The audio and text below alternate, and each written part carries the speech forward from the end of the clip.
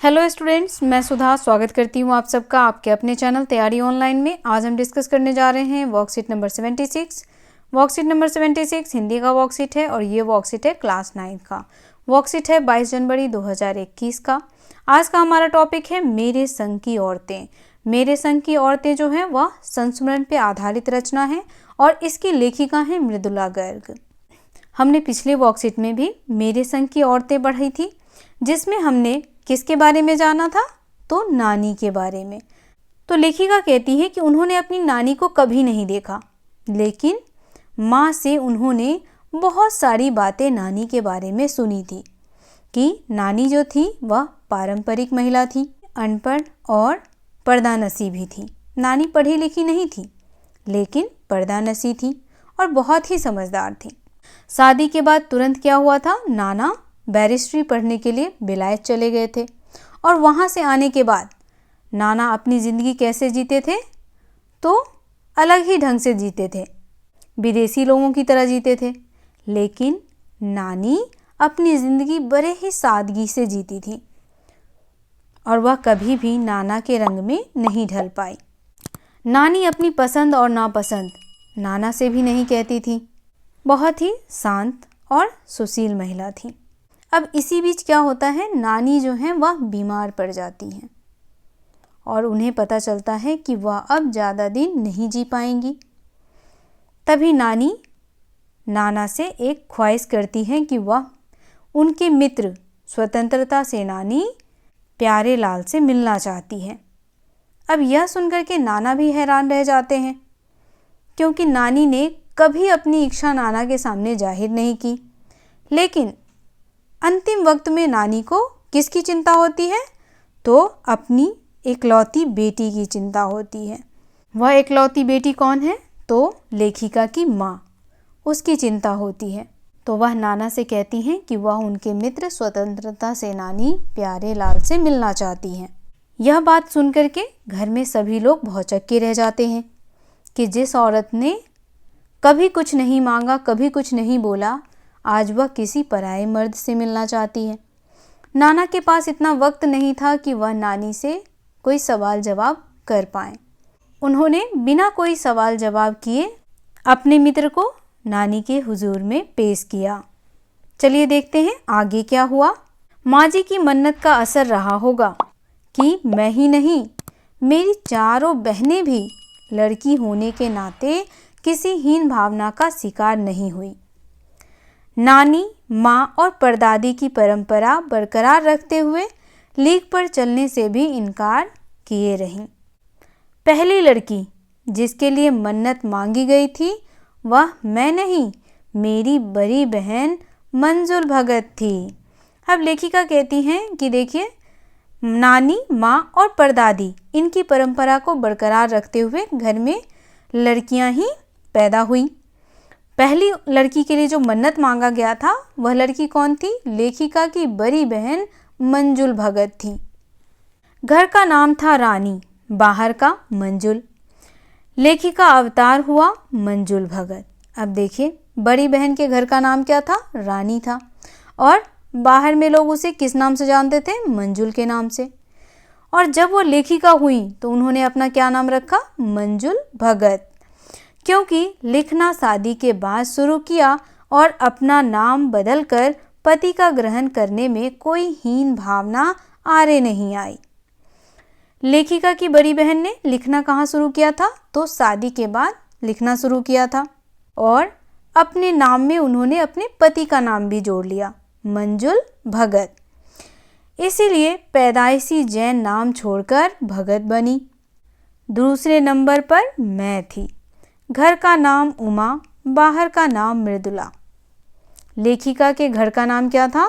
उमा, और बाहर में उन्हें किस नाम से जानते थे? तो मृदुला के नाम से। मैंने भी शादी के बाद लिखना शुरू किया, सो बतौर लेखिका नाम चला मृदुला गर्ग। अब लेखिका कहती हैं कि उन्होंने भी लिखना कब शुरू किया था? तो शादी के बाद उन्होंने लिखना शुरू किया था। तो लेखिका के तौर पर उनका नाम क्या हो गया? मृदुला गर्ग। मुझे याद है जब हमने लिखना शुरू किया उससे कुछ पहले नारीवाद का चलन हुआ था। शादी के बाद नाम न बदलने का रिवाज उसी ने चलाया था। अब देखिए, नारीवाद का चलन कब आरंभ हुआ था? लेखिका ने जब लिखना शुरू किया था। तो इस नारीवाद में क्या हुआ था कि जो नारियों की स्वतंत्रता है उसको बरकरार रखने के लिए यह नारीवाद चलाया गया था। इसी वजह से शादी के बाद अपना नाम, कोई भी स्त्रियां, कोई भी लड़कियां शादी के बाद अपना नाम नहीं बदलती थी। मन्नू भंडारी का हवाला देकर हमसे पूछा भी जाता था कि आप लोग इतनी पोंगापंथी घर गुस्सू क्यों हो। मन्नू भंडारी भी लेखिका हैं, तो उनका उदाहरण देकर के लेखिका से पूछा जाता था कि आप लोग ऐसी पोंगापंथी या घर गुस्सू क्यों हो, आप लोगों ने अपना नाम क्यों बदला। क्योंकि इन्होंने भी अपने नाम के पीछे गर्ग लगाया है और इनकी बहन ने भी अपने नाम के पीछे अपने पति का नाम जोड़ा था, मंजुल भगत।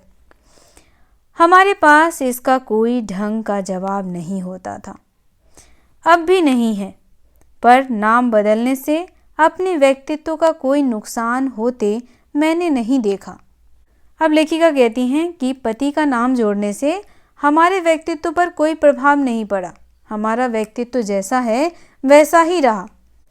चलिए अब प्रश्नों को देखते हैं। तो देखिए, पहला प्रश्न हमारा है, लेखिका की चारों बहनें भी लड़की होने के नाते किसी हीन भावना का शिकार क्यों नहीं हुई।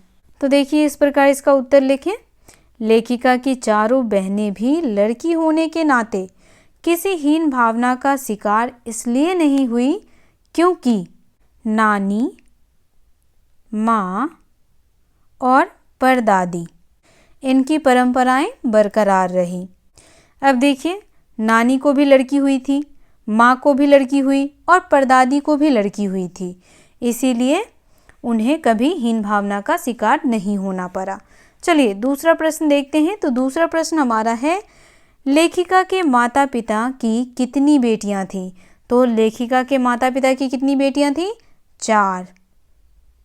चार बेटियां थीं। तो देखिए आप इसका उत्तर इस प्रकार लिखेंगे, लेखिका के माता पिता की 4 बेटियां थीं।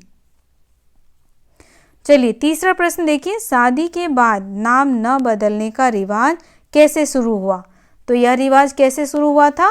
नारीवाद के चलन से। तो आप यहाँ लिखेंगे किसकी वजह से हुआ था? तो नारीवाद के चलन से। चौथा प्रश्न हमारा है, मन्नू भंडारी कौन है। तो मन्नू भंडारी कौन है बच्चों? मन्नू भंडारी एक लेखिका हैं। यहाँ पे आप इस प्रकार इसका आंसर लिखेंगे, मन्नू भंडारी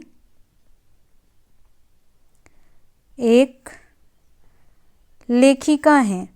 क्वेश्चन नंबर 5 हमारा है, शादी के बाद लड़कियों को अपना नाम बदल लेना चाहिए।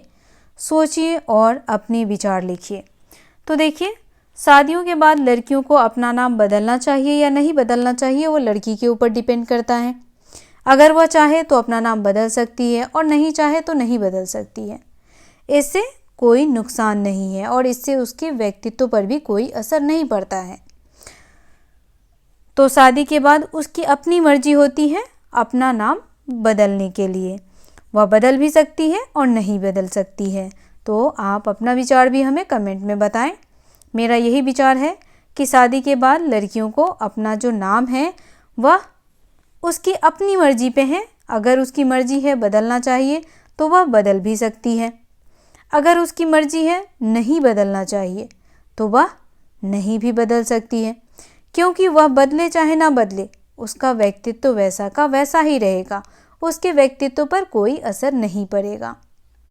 तो आज का ये वर्कशीट यहीं समाप्त होता है। मिलते हैं अगले वर्कशीट में। वर्कशीट आपको कैसा लगा आप हमें कमेंट्स करके अवश्य सूचित करें। वीडियो को लाइक करें और अपने दोस्तों के साथ शेयर करना ना भूलें। अगर आप हमें YouTube पे देख रहे हैं तो हमारे चैनल को सब्सक्राइब करें और अगर आप हमें Facebook पर देख रहे हैं तो आप हमें फॉलो करें। तो मिलते हैं अगले वर्कशीट में। आप सबका धन्यवाद। Have a nice day.